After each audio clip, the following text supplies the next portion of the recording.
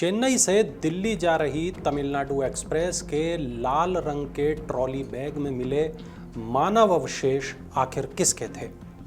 आगरा में मिले इन अवशेषों का करीब 2000 किलोमीटर दूर चेन्नई के एक किराए के मकान से क्या कनेक्शन निकला?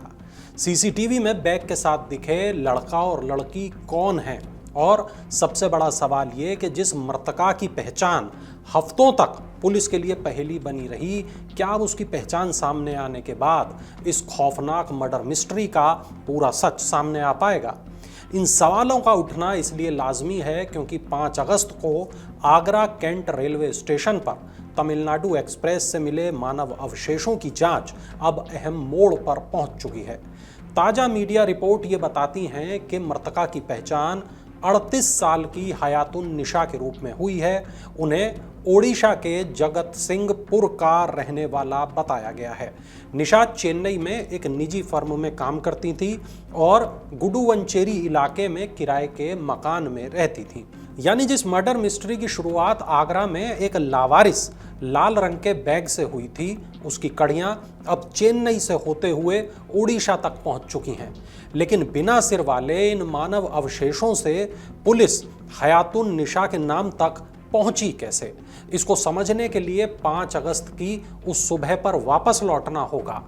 चेन्नई से नई दिल्ली जा रही ट्रेन नंबर 12621 यानी तमिलनाडु एक्सप्रेस के पिछले जर्नल कोच में एक लाल ट्रॉली बैग लावारिस हालत में पड़ा हुआ था। बैग से तेज बदबू आ रही थी, तरल पदार्थ रिस रहा था। ये सूचना रेलवे को मिली। ट्रेन आगरा कैंट स्टेशन पर पहुंची तो रेलवे कर्मचारियों और पुलिस ने बैग को ट्रेन से नीचे उतारा। बैग को खोला गया तो अंदर पॉलीथीन थी और पॉलीथीन में लिपटे थे सड़े गले मानव अवशेष। बरामद अवशेषों में सिर नहीं था। हालत ऐसी कि मृतका की पहचान करना पुलिस के लिए बड़ी चुनौती बन गया था।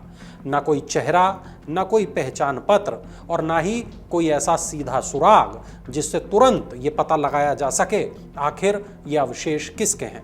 लेकिन इसी बैग से मिले एक सुराग ने जांच की दिशा आगरा से सीधे चेन्नई की तरफ मोड़ दी।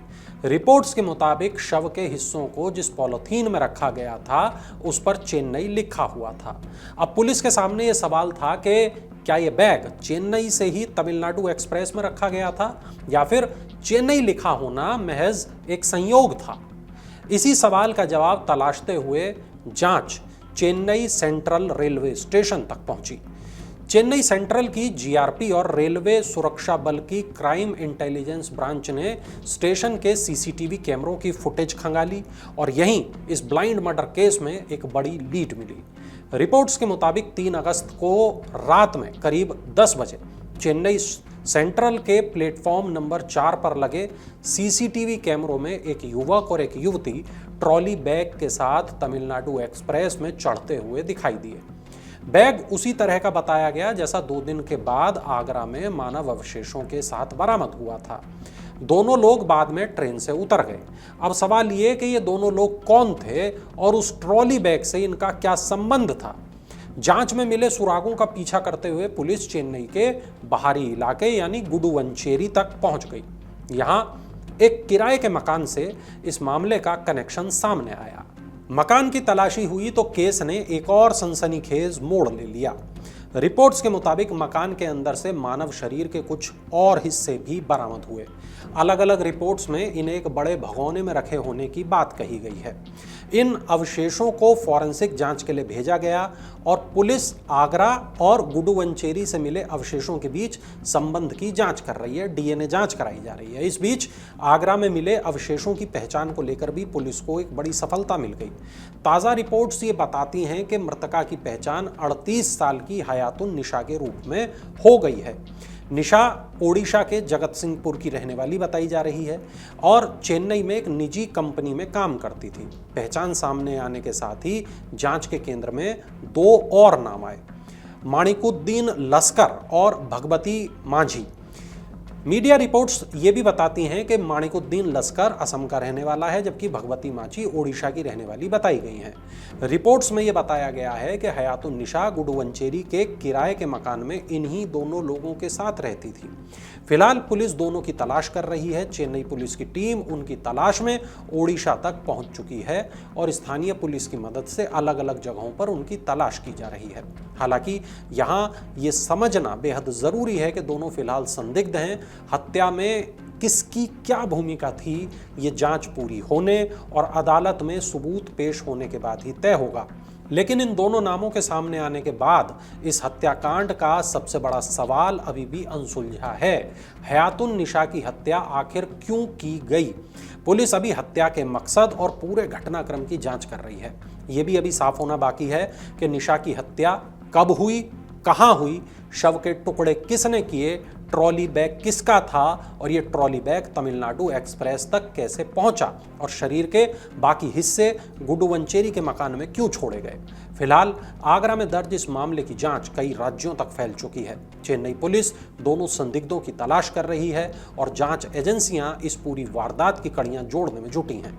लेकिन इस केस ने एक और गंभीर सवाल खड़ा किया है, रेलवे सुरक्षा का। अगर जांच में यह साबित होता है कि मानव अवशेषों वाला ट्रॉली बैग चेन्नई सेंट्रल से ही तमिलनाडु एक्सप्रेस में रखा गया, तो सवाल यह भी उठता है कि यह बैग ट्रेन के जनरल कोच तक कैसे पहुंच गया। क्या सुरक्षा व्यवस्था में कहीं कोई चूक हुई? और अगर बैग से दुर्गंध और रिसाव की सूचना न मिलती तो ये बैग आखिर कहां तक पहुंच जाता? फिलहाल एक लाल ट्रॉली बैग से शुरू हुई जांच मृतका की पहचान, दो संदिग्धों की तलाश तक पहुंच चुकी है। लेकिन इस कहानी का सबसे महत्वपूर्ण हिस्सा अभी सामने आना बाकी है। हत्या क्यों हुई, पूरी हत्या को, वारदात को आखिर किस तरह अंजाम दिया गया, हयातुन्निसा की हत्या के पीछे का मकसद क्या था और जिन दो लोगों की तलाश पुलिस कर रही है, क्या उनके पकड़े जाने के बाद इस मर्डर मिस्ट्री की बाकी कड़ियां भी जुड़ पाएंगी? और अगर बैग वाकई चेन्नई से ट्रेन में रखा गया था तो वो बिना पकड़े ट्रेन के अंदर कैसे पहुंच गया? आपको इस पूरे मामले में कौन सा सवाल सबसे बड़ा लगता है? हत्या का अब तक सामने न आया मकसद, संदिग्धों का पुलिस की गिरफ्त से बाहर होना, या मानव अवशेषों वाला बैग ट्रेन तक पहुंच जाना? अपनी राय कमेंट बॉक्स में हमें जरूर बताएं।